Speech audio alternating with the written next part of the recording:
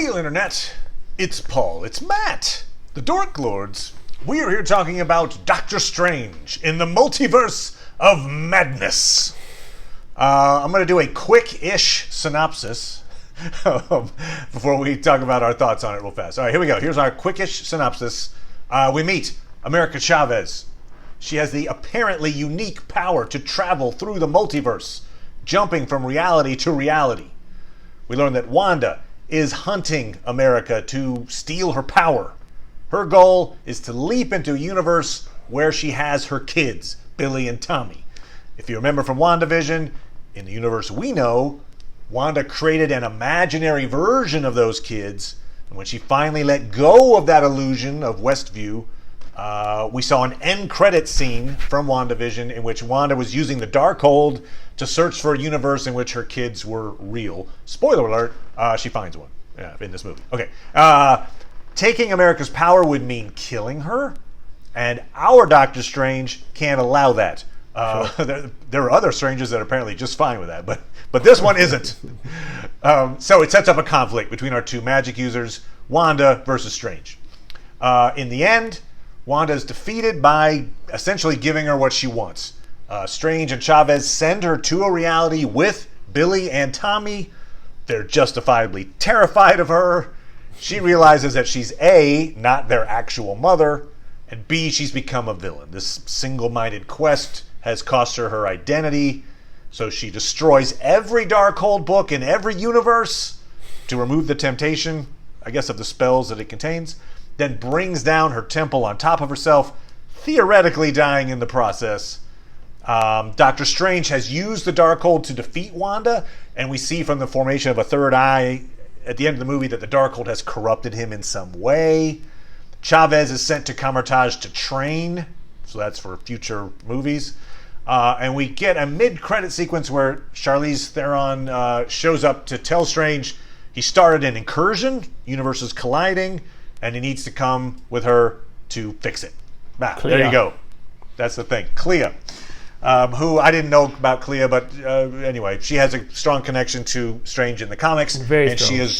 She's related, I think she's the niece of Dormammu. Anyway, so Paul saw this movie on Thursday. Yes. I saw it on Saturday, so there was a little gap between when we saw these films. And before I asked Paul what he thought of this movie, I got a text on Thursday night from Paul. There was no lead up, lead in, or anything. It was just a very simple text. I just got it like 7 o'clock or something. It just said, "I hate this movie." Yes.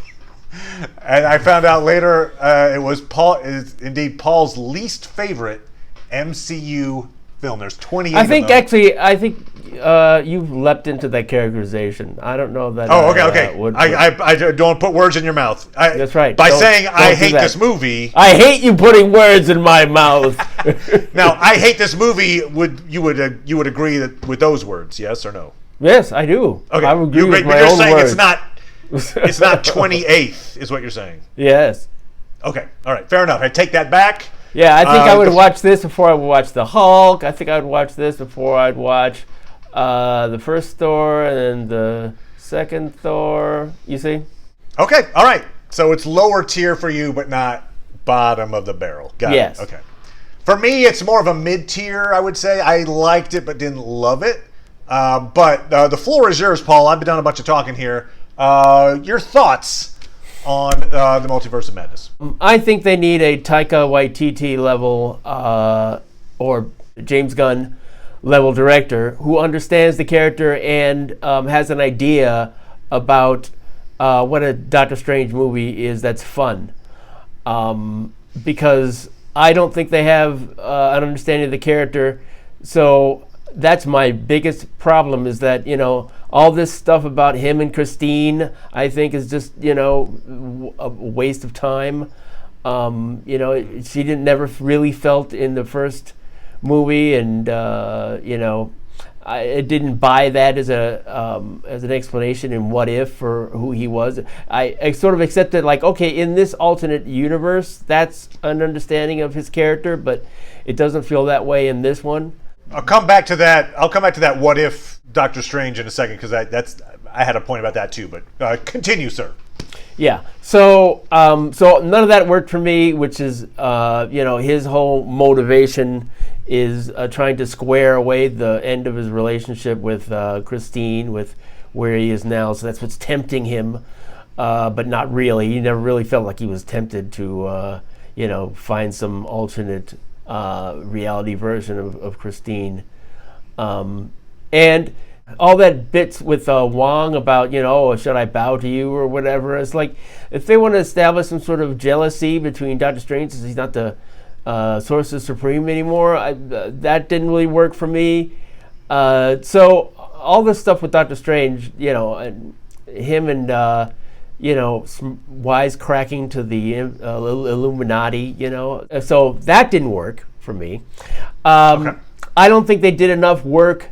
It's like, having Wanda in this movie, it's like, okay, here's a character we know, and it's just fresh off a TV show in which she suffered this great loss, and that's supposed to be a motivation for doing this. But I think most people wouldn't have thought that this is what the next step is, and so they didn't do enough work to make it feel like that made sense. So, it's like, oh, okay, I can be fine with killing one person. I didn't believe that. It's like, I don't think she really considered that in terms of what she was asking for. And it's like, why anybody couldn't have said, okay, look, your Doctor Strange is an illusionist. He could have said, let's create the thing, and anybody could have guessed that that's how the family would have reacted to Wanda going in there. It's like, okay, what are you going to do now? What are you going to do for these kids who are afraid of you? So, you didn't need to do everything you did to come to that conclusion.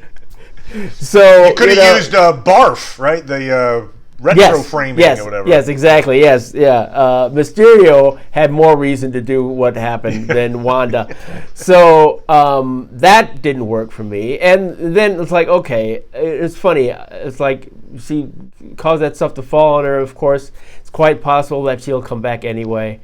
But the introduction of America Chavez, I thought, if there's a good reason for that characterization that she has, hopefully someone can help Xochitl Gomez find it. Because, that like, oh, I'm in this terrible situation and I'm going to eat. It's like, oh, that's what teenagers do, right? It's like, oh, gosh.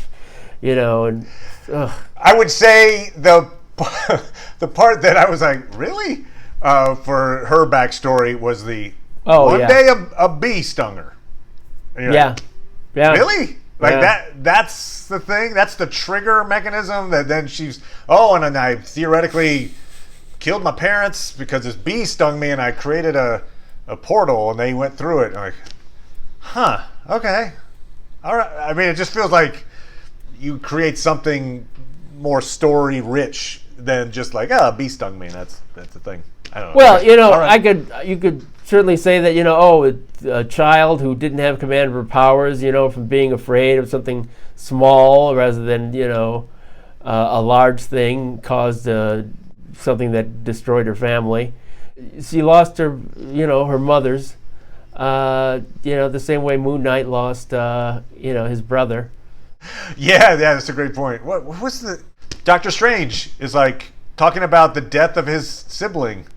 Oh, yeah. One day she just fell through the ice. We were out on the ice, and we shouldn't have been. She fell through. I was like, wait, is this Moon Knight? Anyway. Okay. Anyway. Yeah. So that whole Illuminati section, and that stupid part with Baron Mordo, like, I don't trust you so much that I'd rather fight, than, trust you enough to do this one thing. And it's like, oh, my God. And they're all so stupid. To like, the only person who could be a threat to us is Doctor Strange, and oh no, it's Wanda. It's like, oh God, okay, there. I was a little confused at the execution scene for I think it was the 838 Doctor Strange. So the one in that universe with the Illuminati, like Black Bolt, says, I'm sorry, and he kills him. Yes. It seemed like Doctor Strange was accepting of it in the moment. He wasn't like, you're terrible people, and what are you doing? You'll regret this. Like, he's kind of like, okay, do it. I mean, it's like, were they killing him against his will, or was he committing suicide? I don't know. It was like what? Like he could have stepped out of the way? I don't know. I mean, how sinister was the Illuminati? I guess is the thing. That was my thought. It was like, you're going to do something terrible, and we know it. So just in case, we're going to kill you now. Like, wow, that's pretty serious. As opposed to Doctor Strange going, you know what? I've seen the future, and I'm going to do something terrible. You should kill me now to avoid it, or so I don't know, whatever. And the logistics of having all these characters in this one thing means that you reduce the impact of them. So you do reduce the impact. It's sure. 4 years from now, if Professor X shows up in a Marvel movie, you'd be like, oh, cool, yay! But also like, oh yeah, we saw him. Well, no, I was just thinking about. I think you can still have it mean something, although the fact that they appear and then just die. I'm just saying their impact in this movie is very small.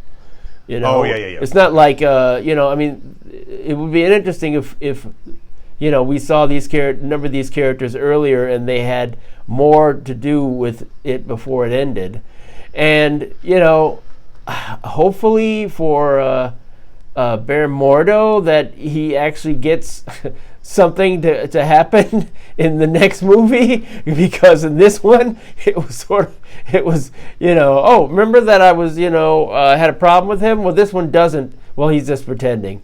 It's like, oh, okay.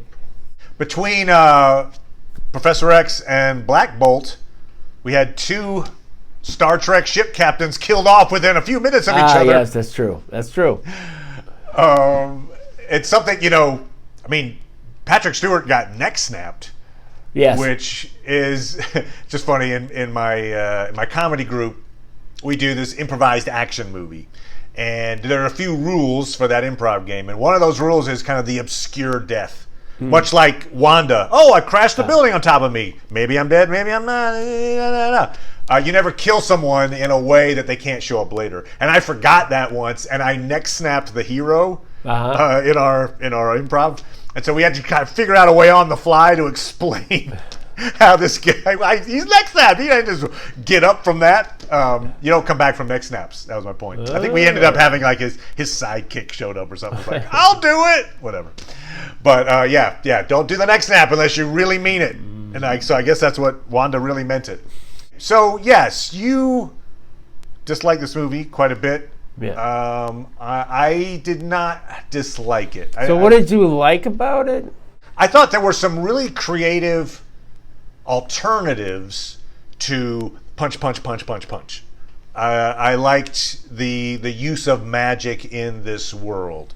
I liked, for instance, I liked when they were going through the different multiverses, and we saw that in the trailer, but they're going through the different, the paint universe and all that kind of stuff. I thought that was kind of fun and visually interesting.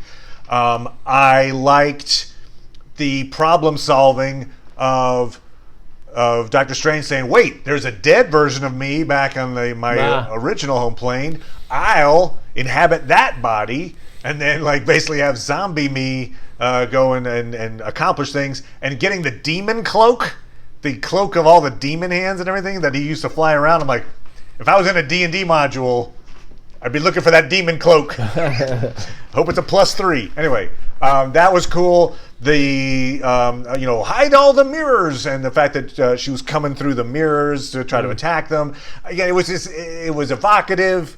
It was interesting, and it wasn't just punch. We had a few punch moments. I guess Strange versus Mordo was kind of punch. Oh, yeah. But generally speaking, I liked that we saw a different visualization of the conflict. We saw this interesting musical duel where they're attacking each other with musical notes. Which I thought again was interesting. It kind of reminded me a little bit. Everything comes back to Lord of the Rings, Paul. But in the Silmarillion, there's this really cool description of Finrod, an elf, fighting Sauron in a basically musical duel. So it kind of reminded me of that. Like, oh, hey. But so yeah, so those elements, I thought elevated this, past the simple villain and hero punch each other, and eventually the hero punches the villain and knocks him out. So that was cool. Like you, the cameos were like fine. I mean, I knew what was coming in a way, so I knew that they weren't going to last very long.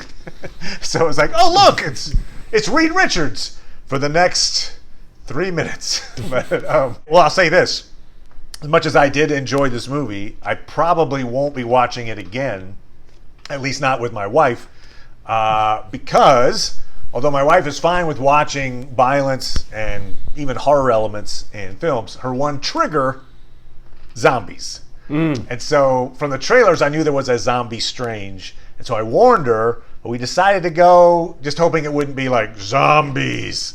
Did she, okay, did she regret it? As it turns out, apparently, talking zombies are much worse than mindless killing machine zombies. So she was gripping my hand so tight for the third act, basically. She prefers introverted zombies. Yes. So though she generally enjoyed the film, I don't think she has any intention of watching it again. It was so, and that's something just to keep in mind. Generally speaking, horror elements. There are a lot of horror elements in this story, more so than any MCU film, I would say. Sure. I'm not a big fan of jump scares, and in that Illuminati sequence in particular, they do like 4 or 5 of them. You're like, okay, here comes Wanda. Like, okay, all right. Oh, there she comes again. So, but it's very, Sam Raimi obviously showing his horror background. I'll agree with you, I think, on one point in that I didn't think the comedy was as effective in this one as it's been in other MCU films. There was some attempts at comedy and some one of the things that occurred to me, it's like, things. I think they could have gone much further with the zombie, Doctor Strange. I think that could have been, if he was actually trying to do more than just have a final battle, if he was actually trying to discover something, he actually, in more social situations like that, I think that would have been funnier and more interesting to watch. Just back to the What If episode. I believe the episode is entitled, What If Doctor Strange Lost His Heart Instead of His Hands? Yeah, well, zombies, And it was, you had some zombies in there. They tend not to hold on to their hearts. Or brains. But basically that episode of What If was essentially a template for this movie. Like, I feel like Doctor Strange went through the exact same arc that Wanda goes through in this film.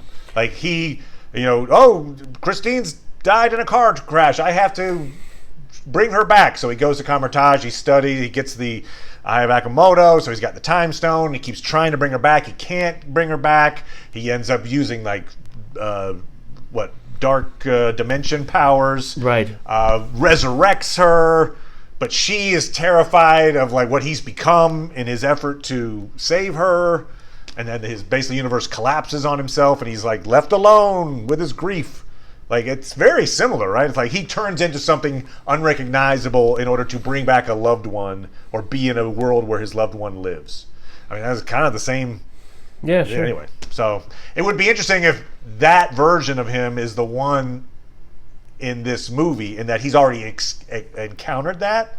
He already knows it. And so he's like, I know what you're going through, Wanda, because I did this already. But, I mean, obviously that's an alternate version of him. So theoretically, our Doctor Strange didn't go through that journey. Right. But it was just interesting that those plot beats all seemed to be very similar to that What If episode. Yeah. So, I think it's unfortunate that the way they sort of laid out his characters in relationship to Christine, hopefully it'll be better for them to, frame it around Clea. Although, I mean, she has to win me in that role. But yeah, I'm just thinking it's a little late in the game in that, we're at the 28th film, and to introduce the new, love of my life. Yeah, and who knows how many Doctor Strange movies they have, I guess, right. If it ends up being 2, like it's going to be for Thor, 2 more, 4 total. 2 movies to sort of establish a romance and then, some sort of coming together. That doesn't seem, too far out. Right. Two out of the... I got you. It's just that there's so many movies in between, that's all. It just seems longer because it's like, oh, yeah. Yes. As far as Wanda's depiction, because I think I'd heard some of the rumors that people were unhappy with the fact that Wanda was so monster villain, basically. I was strangely okay with it. I agree that we certainly had some kind of a time jump between the post credits for WandaVision and this movie, in that she had already apparently committed to the notion of whatever I have to do to get my kids, I'm going to do it. I don't have a problem with her motivation for doing it. I just don't think they did a good job of showing it. The execution of it, I think, was just pathetic. They missed an opportunity to have somebody there, and it's hard to get a bunch of stars into a movie, but they established a character who knew her, who was still alive, and that's Clint Barton. And a conversation with him where you could somebody who has a different perspective, or anybody, It's you have the idea that we didn't have Vision in this. I think I'm okay with that. I think I understand the decision not to have Vision in here. I'm fine with it too, because it's a different character, and I'm happy. Yeah. I'm excited about what they might do with Vision. I'm hoping it's not the last, although it could be. But she's got another friend, and that friend is Clint Barton. After Vision is dead, she's at the at the water, the lakefront or whatever it is, and Clint Barton goes up to sort of commiserate with her. He was the one who sort of helped her, make the crossover between being a villain in Avengers, Age of Ultron to fighting, and great point. He was the one who helped her escape from all the superheroes who were concerned about her. He was there. That's a great idea. It's a great point. And we to have gotten, by the time we meet her in this film, she's sending demons after America to try to take her and with the point of killing her. So she's already so far down that line of I'm committed to this idea. It might have been nicer to see that pivotal moment when she really decided to go all in. That the end credit from WandaVision doesn't really give us that so much. It gives us okay, she's still trying to find her kids. Okay, she's not totally over this whole thing yet. But we didn't get that moment but you're satisfied with the whole, okay, well, no, I'm just going to, take this woman's power in order to get what I want. And they waved away. It's so funny. She's like, oh, I did this wrong thing. That's why you're here, right? No, I'm not. Hey, you felt sad, and so you did it. Okay, that's cool. No harm, no foul. In WandaVision, she, she does some pretty terrible things in that show, and then she even has this self-realization moment. I'm forgetting exactly how it comes about, but she's like, oh yeah, I did all this stuff, and it was terrible. And when she's seeing all the people, and they're momentarily out of her control, and they're like, oh my God, this was terrible. She could see the effect she had, and then she puts them all back under the spell, at least temporarily, for different reasons. So she makes a conscious choice, okay, I got to do it again. Boom, now you guys are. So we see that she has that capacity. She has the capacity to say, oh yeah, no, I'm not saying she's not capable of doing it, but it's what does that do to a person? How does that play out? Right. People sort of bring it up to you. If you once cared about people, why are you now able to just discard that? Some people have brought up the thing of oh, well, it's the Darkhold, and she reads the book, and it's makes her well, evil. And if you're gonna, if you're gonna play that, then that's what you should play. Yeah, I'm not a big fan of that trope or whatever you want to call it. I don't know. It's just whatever. Well, make the character the character. Yeah, if the character's evil, the character's evil. Yeah. The character, in this case, what they're trying to do, I think, with Doctor Strange is say, okay, he's been affected by this knowledge. He's got the third eye, but he is perhaps able to control these dueling impulses inside him of the amoral quest for knowledge, and then the empathetic side of him that wants that cares You know, about and the reason he became a doctor. He's using the Darkhold for purposes. He's using it for good, I guess. But is he in danger? Oh, is it just because he's a dude? What? Well, their Darkhold's gone now, right? So right, yeah, now it's gone. But was he in danger of being as corrupt? I didn't get that impression. Well, I mean, they had that ending, right, where he's like, and the third eye shows up, and it's the idea being like, yeah, but how is that corrupting him? So you can see a little better now. See, well, we saw the effect on what do they call it? The sinister Strange. The Strange from that world that he has to fight. I think the musical fight one, actually, is the one who read the Darkhold and then got corrupted. So they could have, okay, you're risking yourself now to do this thing and using it, and I didn't feel like they established that especially. I will say a criticism I had, maybe the first one that comes to mind, if I think like, what are some things I might have improved about this film? I thought there's a scene. It's an underwhelming kind of denouement moment. It's I can't control my power. Yes, you can. You're right, I can. Yeah, yeah. That, because Strange goes to such lengths to reach. Yep. Chavez back in his home universe. He does the whole, raising the dead, which you're not supposed to be able to do, and he creates this demon cloak. He fights off Wanda, and he finds her in Wonderborn Mountain. Also that he can give this very generic Hallmark card pep talk to Chavez, which could have applied to anyone, basically. Yeah. Just like, look, you can do it. You can do it. Yeah. What? No, wait, say it another time. You can do it. Oh! There you go. There we go. It really shouldn't have made any difference, but somehow it turns the tide, and she's like, "You're right. I do have the power, and I can control it." Really? That was all it took? Damn. Okay. So that was not the best. That was probably, in my mind, the least effective writing. The plot was just you got to this point. Oh my God. Look at all the lengths he went to do this, and you're expecting something kind of monumental or an emotional moment, and instead it really just, as I say, Hallmark card. It could have he picked it. He went to the store first, and he went to CVS and was like, this will work. Okay, well, on your 18th birthday, I don't know, whatever. So you've lost a loved one. No, that's not a good. Okay, let me. Anyway. So that fell flat for me. But and I thought of two other people who I think are more like Clea to me. Mantis. Oh, all right. In the Guardians. Guardians. So Palm Clementine and the Rat Lady, the Rat Woman in Doom Patrol, the second Doom Patrol. That's more like I would say the actress who should play. The vibe that you feel for Clea, in other words. Okay. We come away from this it'd be interesting to see, what the general reaction to this film is. I think most people are around where you are, where they liked elements of it.